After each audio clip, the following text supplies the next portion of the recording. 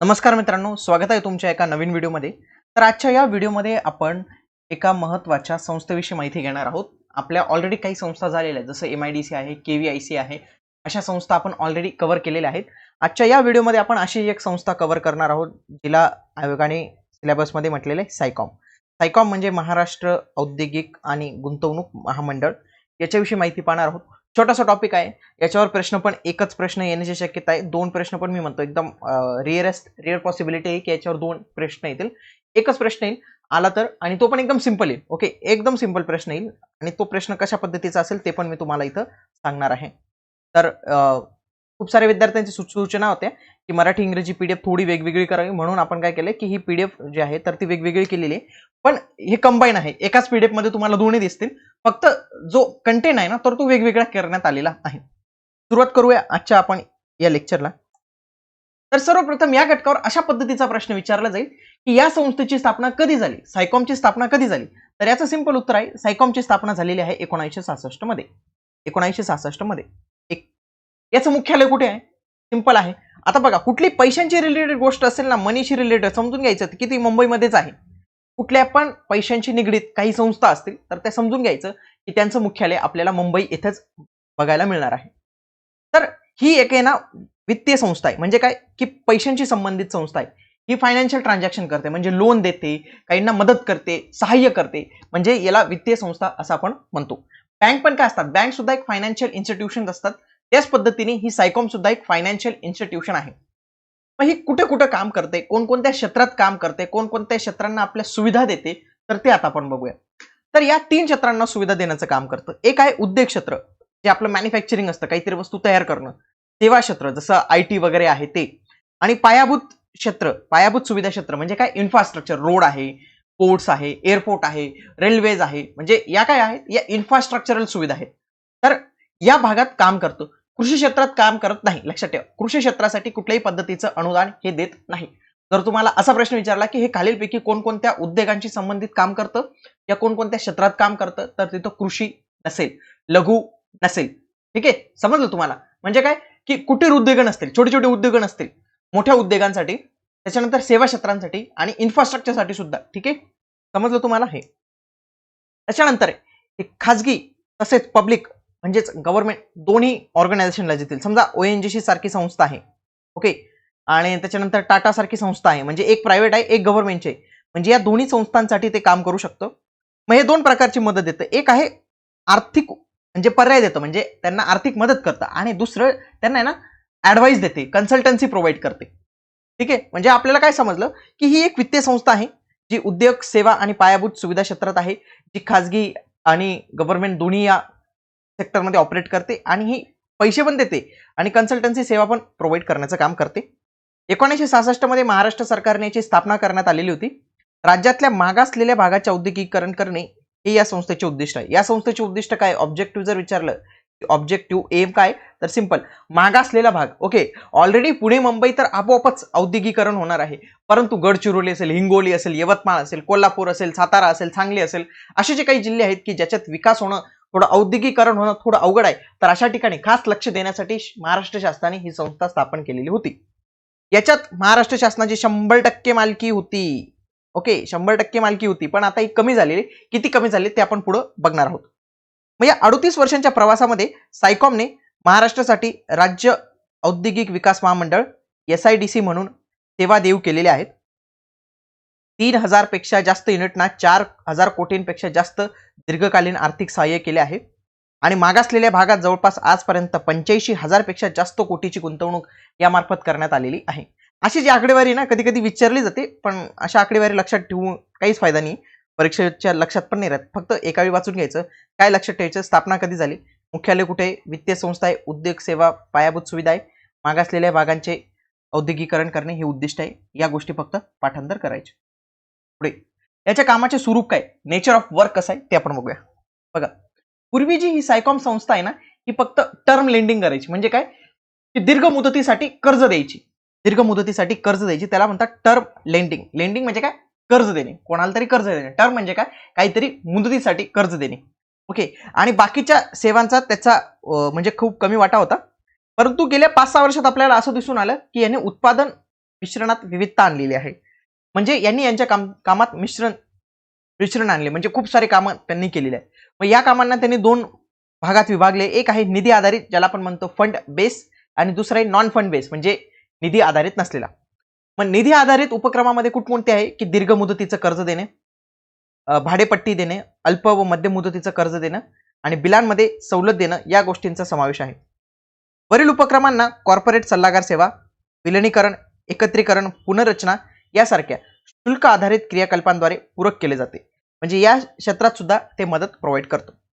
सायकॉम पायाभूत सुविधा सल्लागार व्यवसायामध्ये व्यवहारार्थ अभ्यास, निविदा कागदपत्रे तयार करणे, कर्जाचे सिडिक्शन, संयुक्त उद्यम भागीदारीची ओळख पटण्यासाठी मदत करतो. म्हणजे हे काय, हे नॉन फंड वाले आहेत ना, हे बघा नॉन फंडिंग, की जिथं पैशांची गरज नाही आहे कोणाला कशाची गरज आहे की निविदाचे कागदपत्र कसे तयार करायचे, टेंडरचे कागदपत्र कसे तयार करायचे, कुठल्या याच्यात काही फिजिबिलिटी आहे का ते कसं चेक करायचं, ओके, कर्जाचं सिडिक्शन कसं करायचं. तर हे काय नॉन फंड बेस जे आहेत. फंड बेस कोणते आहेत की दीर्घकालीन मुदतीचं कर्ज देणे, अल्पकालीन मुदतीचं कर्ज देणे, मध्यमकालीन मुदतीचं कर्ज देणे. ठीक आहे. जरी सायकॉमने आपल्या क्षेत्रामध्ये विविधता आणली असली तरी त्याचं मुख्य लक्ष काय, औद्योगिक वित्त पुरवठा, म्हणजे उद्योगांना वित्त पुरवठा करणे, पैशांचा पुरवठा करणे. आता महाराष्ट्रात जे आहे ते आयटी हब खूप मोठं होतंय. पुणे जर तुम्ही बघितलं तर पुण्यामध्ये खूप मोठ्या प्रमाणात आयटी इंडस्ट्रीज येत आहेत. तर आयटी इंडस्ट्रीची गरज लक्षात घेऊन सुद्धा यांच्या विशिष्ट गरजा पूर्ण करण्यासाठी नवीन उत्पादने सायकॉम तयार करणार आहे. का करणार आहे? कारण की आपल्याला माहिती आहे की सायकॉम सेवा क्षेत्रात सुद्धा काम करते आणि आयटी हे कशामध्ये येतं, सेवा क्षेत्रामध्ये येतं. कस्टमाइज टर्म लोन पॅकेजेस जे प्रोजेक्ट ओरिएंटेड आणि कॅश फ्लोशी संबंधित आहे ते या कंपन्यांना दिले जातात. सायकॉमने सिडबी आणि UWBच्या सहाय्याने एक उद्यम निधी सुरू केला आहे. हा निधी सायकॉमद्वारे व्यवस्थापित केला जातो आणि माहिती तंत्रज्ञान क्षेत्रातील कंपन्यांना इक्विटी समर्थन प्रदान करण्याचे लक्ष्य आहे. म्हणजे हा निधी कशासाठी आहे? आयटी सेक्टरमधील, समजलं, आयटी सेक्टरमधील, ठीक आहे, इन्फॉर्मेशन टेक्नॉलॉजी सेक्टरमधील. खरेदी विक्रीच्या संधी या विषयावर विशेष विभाग देखील आहे. म्हणजे समजा एखादं युनिट आहे ते बंद पडले आहे, ते एकाला विकत घ्यायचं, तर त्या संबंधी जे आहे तर याचा एक स्पेशल विभाग आहे. मग याच्यामध्ये आजारी युनिट्स, बेसिक इंडस्ट्रीज, विलिनीकरण, अधिग्रहण, पार्टनरशिप यांसारख्या गोष्टी करण्यासाठी, गुंतवणूकदारांना एकमेकांशी जोडण्यासाठी हे त्यांनी एक विभाग सुद्धा तयार केलेला आहे. आंतरराष्ट्रीय आणि देशांतर्गत उद्योजकांना सायकॉम महाराष्ट्र प्रकल्प उभारणीसाठी मूल्यवर्धित सल्ला प्रदान करते आणि यामध्ये खालील सल्ल्यांचा समावेश असतो. आपण बघितलं ना की काही फंड बेस असतात, काही नॉन फंड बेस असतात. नॉन फंड बेस म्हणजे काय, काहीतरी कन्सल्टन्सी प्रोव्हाइड करणे. कुठलं, प्रकल्पाचे स्थान कुठले असले पाहिजे, सरकारची मंजुरी कशी भेटेल, कायदेशीर दस्तावेजीकरणात सहाय्य, पायाभूत सुविधांची व्यवस्था करणे आणि फंड सिंडिकेशन. सायकॉम ही नफा कमवणारी संस्था आहे बरं का, ही प्रॉफिट ऑर्गनायझेशन आहे. बघा काही ज्या संस्था असतात आपण बघितलं असेल की त्या नॉन प्रॉफिट असतात. नॉन प्रॉफिट म्हणजे काय, की त्यांचा उद्देश पैसा कमवणं नसून काहीतरी सुविधा देणं आहे, समाजासाठी काहीतरी करणं आहे, त्यांना आपण नॉन प्रॉफिट म्हणतो. पण ही जी संस्था आहे ना ही प्रॉफिटवाली आहे. का? कारण की समजा याने एका उद्योगाला कर्ज दिलं, ओके, हे कर्ज 2% दरांनी दिलं, एकदम कमी दिलं, याच्यातनं काही पैसा आला तर तो पुढील कंपन्यांना दिला.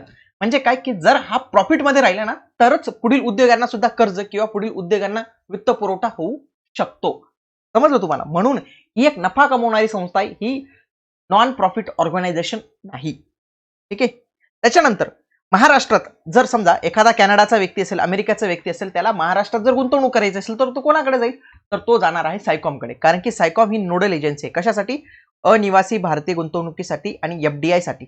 ओके, एफडीआय म्हणजे फॉरेन डायरेक्ट इन्व्हेस्टमेंट आणि अनिवासी भारतीय गुंतवणूक म्हणजे जे आपले एनआरआय असताना, NRI non resident of India, ते जेव्हा भारतात गुंतवणूक करतात त्यांना जर महाराष्ट्रात गुंतवणूक करायची असेल तर त्यांना सायकॉमशी संपर्क साधावा लागेल. कारण की सायकॉम ही नोडल एजन्सी आहे त्याच्यासाठी. ठीक आहे. पुढे 1995 मध्ये आपल्याला माहिती आहे की 1990 नंतर आपण औद्योगिक धोरण बघितलेले. 1991 मध्ये आपली जे आहे नवीन औद्योगिक धोरण जाहीर करण्यात आलं आणि याच्या माध्यमातून खाजगीकरणावर भर देण्यात आला आणि सरकारचं नियंत्रण हे कसं कमी करता येईल याच्यावर भर देण्यात आला. आपण पाहिलं की सायकॉमची हिस्सेदारी 100% गव्हर्नमेंटकडेच होती. मग जेव्हा खाजगीकरणाचं वारं वाहू लागलं संपूर्ण देशात तेव्हा महाराष्ट्र शासनाने पण ओळखलं आणि महाराष्ट्र शासनाने आपला 51% स्टेक विकून टाकला. किती? 51% स्टेक. आता बघा तुम्ही बघितलं असेल खूप साऱ्या कंपन्यांचं शेअर होल्डिंग पॅटर्न कसं असतं की 49% कोणाकडे आणि 51% कोणाकडे. बघा याच्याकडे 50% जास्त शेअर असतो तो बोर्ड ऑफ डायरेक्टर असतो, म्हणजे तो त्याचा मॅनेजमेंटवर कंट्रोल असतो, कारण की त्याच्याकडे सर्वात जास्त शेअर असतात. ओके, का शेअर असतात? कारण की तो 51%च्या पुढे गेलेला आहे. समजा जर मतदान झालं तर त्याच्यामध्ये 50-50% व्हायला पाहिजे. जर 51% असेल तर कुठलंही मतदान झालं तर तो जिंकणार आहे, म्हणून मॅनेजमेंटवर त्याचा कंट्रोल राहणार आहे. म्हणून जेव्हा बघा गव्हर्नमेंटने जेव्हा एअर इंडिया विकायला काढली होती ना, तेव्हा विदेशी कंपन्यांना सांगितलं होतं की तुम्हाला आम्ही फक्त 49%चा स्टेक देऊ. का? कारण की जर 50%चा स्टेक आला तर ते त्यांच्या हिशोबाने सगळे बदल करू शकतात. समजा आपलं एअर इंडियाला जर आपण चायनीज कंपनीला विकलं असतं, ओके, 51% स्टेक विकून दिले असते आणि फक्त 49% टाटाने विकत घेतले असते, तर काय झालं असतं? त्यांनी एअर चायना नाव करून दिलं असतं किंवा चायना एअरलाइन्स असं पण नाव करून दिलं असतं. का? कारण की तिथं त्यांची हिस्सेदारी ही जास्त झालेली आहे.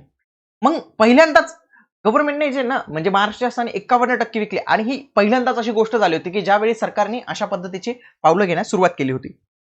सुरुवातीला सायकॉमने ग्रोथ सेंटर धोरण स्वीकारले होते, ज्याच्यामध्ये काही ग्रोथ सेंटर ठरवण्यात आली होती. आता हे ग्रोथ सेंटर कुठली आहेत बरं का? हे 5 ग्रोथ सेंटर आहेत. याच्यावर आयोग 100% प्रश्न विचारणार आहे की खालीलपैकी कुठली सायकॉमने निश्चित केलेली ग्रोथ सेंटर आहेत. याच्यावर प्रश्न येऊ शकतो, म्हणून हे डायरेक्ट पाठ करायचं. कोणते कोणते ग्रोथ सेक्टर आहेत लक्षात ठेवा. नाशिक, औरंगाबाद, नागपूर, रोहा आणि बुटीबोरी. काय? परत सांगतो, नाशिक, औरंगाबाद, नागपूर, रोहा, बुटीबेरी.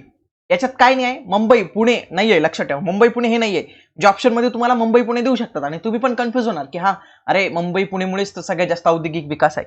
तर कधी कधी आहे ना, म्हणजे मी असं जनरली करतो, जेव्हा माझा अभ्यास करायचा असतो ना, तर मी काय करतो, समजा खूप काही गोष्टी असतील, 10 गोष्टी लक्षात ठेवायच्या आहेत ना, तर मी 10 गोष्टींनी लक्षात ठेवत, फक्त 2च गोष्टी लक्षात ठेवलो की या नाही आहेत, म्हणजे बाकीच्या उरलेल्या या सगळ्या असतील. मग तुम्हाला सिम्पली असं पण लक्षात ठेवलं ना की मुंबई पुणे ठाणे अशा काही सिटी नाही आहेत त्याच्यात. ओके, नाशिक आहे, औरंगाबाद आहे, नागपूर आहे, रोहा आहे आणि बुटीबोरी आहे. ठीक आहे. त्याच्यानंतर सायकॉमने मागास भागात गुंतवणुकीसाठी जे आहे खूप साऱ्या उद्योगपतींना प्रोत्साहित केले की तुम्ही या आणि भंडारामध्ये, गोंदियामध्ये, सांगलीमध्ये, सातारामध्ये गुंतवणूक करा. सायकॉम आज काय करते? सायकॉमची आजची स्थिती काय? सायकॉम टुडे हे काय आहे? आज काय आहे? बघा, सायकॉमचे ना खूप सारे प्रादेशिक कार्यालय आहेत. आपण बघितलं मुख्यालय कुठे आहे? मुंबईमध्ये. प्रादेशिक कार्यालय याच्यावर पण प्रश्न येऊ शकतो बरं का. प्रादेशिक कार्यालय कुठे? दिल्ली. बापरे, दिल्ली म्हणजे महाराष्ट्राच्या बाहेर एक प्रादेशिक कार्यालय आहे. नागपूर, पुणे, औरंगाबाद, नाशिक. हे लक्षात ठेवा. हे आणि हे ना एकदम IMP आहे बरं का. हे आणि स्थापना कधी झाली याच्यावर प्रश्न येईल. हा स्थापना, हे आणि हे एकदम जास्त IMP आहे. हे व्यवस्थित करून ठेवा. हे बाकीचे जे आहेत ना, इथं तुम्ही जर 3-4 वेळा नोट्स वाचल्या तर तुम्ही लॉजिकने पण प्रश्न सोडू शकतात, पण या ज्या गोष्टी आहेत ना या पाठ करायच्या, म्हणून मी यांना रेड नाही केलेलं आहे. मला ते डायरेक्ट पाठच करायचं. ठीक आहे. सायकॉम आपली उत्पादने नेहमी अपग्रेड करत असतो आणि याच्या माध्यमातून तो आंतरराष्ट्रीय गुंतवणूकदारांना जे आहे विश्वासात ठेवतो की तुम्ही या आणि महाराष्ट्रात गुंतवणूक करा. बोर्ड ऑफ डायरेक्टर्स फार महत्वाचे आहेत बरं का याच्यात. बोर्ड ऑफ डायरेक्टर्स मी याच्यापैकी आहे ना हे 7 संचालक आहेत. मग हे 7च्या 7 लक्षात ठेवण्याची गरज नाही. याचा मेन हेड कोण आहे? हेड कोण आहे? तर तो आहे डॉक्टर नितीन जावळे, IAS आहेत.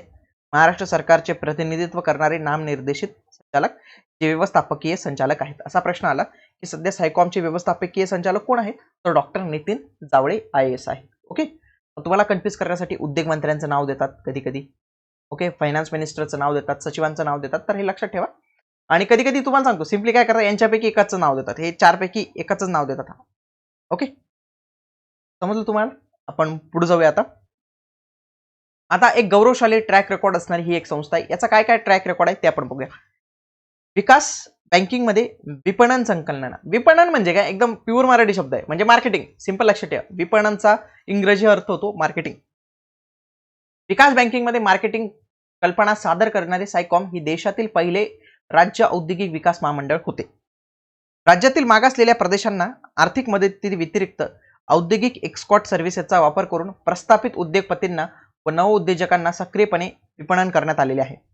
म्हणजे काय की राज्याचे मागासलेले प्रदेश होते, तर त्यांनी सांगितलं की वेगवेगळ्या आम्ही सुविधा देऊ. म्हणजे त्यांनी अशा पद्धतीने मार्केटिंग केली की ज्याच्यामध्ये जे प्रस्थापित उद्योगपती आहेत किंवा ज्यांना नवीन स्टार्टअप उभं करायचंय, तर ते त्या प्रदेशात जाऊन, त्या भागात जाऊन स्टार्टअप उभं करतायत आणि त्या प्रदेशात जाऊन उद्योग उभं करतायत. कशामुळे? सायकॉममुळे. उद्योगांना मागासलेल्या प्रदेशाकडे आकर्षित करण्यासाठी ग्रोथ सेंटर संकल्पनेचा वापर करून सायकॉमने महाराष्ट्राला दी मोस्ट इंडस्ट्रियलाइज स्टेटचा दर्जा मिळवून दिला, ज्याद्वारे नाशिक, औरंगाबाद, नागपूर, महाड आणि राज्यातील इतर अनेक भागांसारखी शहरे भरभराटीस आलेल्या औद्योगिक केंद्रामध्ये रूपांतर झालेले आहे. सायकॉमने औद्योगिक गुंतवणुकीसाठी प्रोत्साहन म्हणून काम करत असलेल्या पॅकेज स्कीम सारख्या औद्योगिकरणाशी संबंधित राज्याची धोरणे तयार करण्यात व त्यांची अंमलबजावणी करण्यात एक महत्त्वाचा वाटा. राज्यातील अनेक प्रस्थापित उद्योगपती त्यांच्या यशाचे श्रेय सायकॉमने त्यांच्या सुरुवातीच्या काळात प्रकल्प कल्पना निवडणे, प्रकल्प अहवाल तयार करणे, साईट व मशिनरी पुरवठ्याची निवड करणे, टर्म लोनद्वारे आर्थिक साहित्य, सीड भांडवल उपक्रमाद्वारे साहित्य आणि याच्यामुळेच म्हणजे खूप सारे उद्योगपती असं म्हणतात की आमच्या या यशाचं रहस्य सायकॉमच आहे. कारण की सायकॉमने आम्हाला सांगितलं की प्रकल्प अहवाल कशा पद्धतीने तयार करायचा, मशिनरीज कुठून आणायच्या, कॅपिटल कसं उभारायचं. तर या सगळ्या कारण की आपण बघितलं आहे की हे कन्सल्टन्सी म्हणजे काय की सल्ला देण्याचं काम करतं. सल्लागारी सुद्धा याची भूमिका आहे. ओके, नुसतं पैसे पुरवण्याचं काम नाही करत, तर सल्ला देणारं सुद्धा काम आहे. दुर्गम भागात यांनी उद्योगपतींना कशा पद्धतीने तुम्ही उद्योग स्थापन करू शकतात याच्यासाठी मदत केली आणि ज्याच्या माध्यमातून आज या दुर्गम भागात सुद्धा रोजगार वाढलेले आहे. जेव्हा खासगी उद्योजक या भागात नाखुश होते प्रकल्प प्रस्थापित करायला, त्यावेळी सायकॉमने त्यांना प्रोत्साहित केलेलं आहे. पुढे बघूया आपण. सायकॉमने शहर आणि औद्योगिक विकास महामंडळ सिडकोला प्रोत्साहन दिले आहे. 90च्या दशकात एक मॉडेल फार चालायचं बरं का, त्याला म्हणतात BOT, बिल्ड ऑपरेट ट्रान्सफर. म्हणजे काय, हा रस्ता आहे बरं का, एक रस्ता बांधायचा आहे सरकारला. आता सरकारकडे पैसे नाही, सरकार काय करेल, सिम्पली तुम्हाला सांगतो, सरकार एका कंपनीला सांगेल, समजा L&T कंपनी आहे, त्यांना सांगेल की तुम्हीच बांधा, तुम्ही बांधा, काही वर्ष तुमच्याकडे ठेवा आणि ट्रान्सफर करा. म्हणजे काय, बिल्ड बांधा, ऑपरेट काही वर्ष वापरा आणि ट्रान्सफर म्हणजे आम्हाला आमची प्रॉपर्टी देऊन टाका. हे एक मॉडेल होतं आणि या मॉडेलमध्ये सुद्धा खूप मोठ्या प्रमाणात त्यांनी वित्त पुरवठा केलेला आहे. ठीक आहे. रस्ते विकास क्षेत्रातील अनेक मोठ्या कंपन्यांना त्यांच्या सुरुवातीच्या काळात सायकॉमने दिलेल्या कर्जाचा लाभ झाला होता, जेव्हा बँकांनी अद्याप मोठ्या प्रमाणात रस्त्यासाठी वित्त पुरवठा दिला नव्हता, स्वीकारला नव्हता. म्हणजे काय, L&Tला आता रस्ता बांधायचा, सरकारने सांगितले की L&T तुम्ही एक रस्ता बांधून द्या मला. मग ते L&T कंपनीकडे पण पैसा नसतो बरं का, तुम्हाला सांगतो, हे सगळं कर्जावरच फिरतं. मग ते लगेच बँकेकडे जातील की आम्हाला शासनाचा टेंडर भेटलंय, आम्हाला तुम्ही कर्ज द्या. तर त्यावेळी 90च्या दशकात जेव्हा बँका कर्ज देत नव्हते ना चांगले, तर त्यावेळी सायकॉम हे कर्ज देत होते. सायकॉमचं विजन काय, याच्यावर जर प्रश्न आला तर हे 3 विजन तुम्हाला सांगायचं आहे की मूल्याधारित वित्तीय सेवांद्वारे शाश्वत आणि संतुलित आर्थिक विकास साध्य करण्यासाठी समर्पित देशातील एक अग्रगण्य सार्वजनिक वित्तीय संस्था म्हणून उदयास येणे, व्यावसायिक क्षमता, नाविन्यता, ग्राहकाभिमुखता, सर्व भागीदारांची समृद्धी, कर्मचाऱ्यांचे सबलीकरण या बळावर उत्कृष्ट कामगिरी करणे, कॉर्पोरेट गव्हर्नन्स आणि नागरिकत्वाचे एक उत्तम उदाहरण घालून देणे. तर हे काय सायकॉमचे विजन आहे. ओके, एकदम छोटा टॉपिक होता बघायला गेलं तर, कारण की याच्यावर पण प्रश्न पण फार कमीच येणार आहे. ओके, जास्त काही प्रश्न याच्यावर येण्याची शक्यता नाही. तर अशा पद्धतीने आजच्या या व्हिडिओमध्ये आपण सायकॉम काय हे बघितलेलं आहे. येणाऱ्या व्हिडिओमध्ये आपण जे बाकीचे बोर्ड सुद्धा बघणार आहोत. ठीक आहे, भेटूया पुढच्या व्हिडिओमध्ये. तोपर्यंत जय हिंद, जय महाराष्ट्र.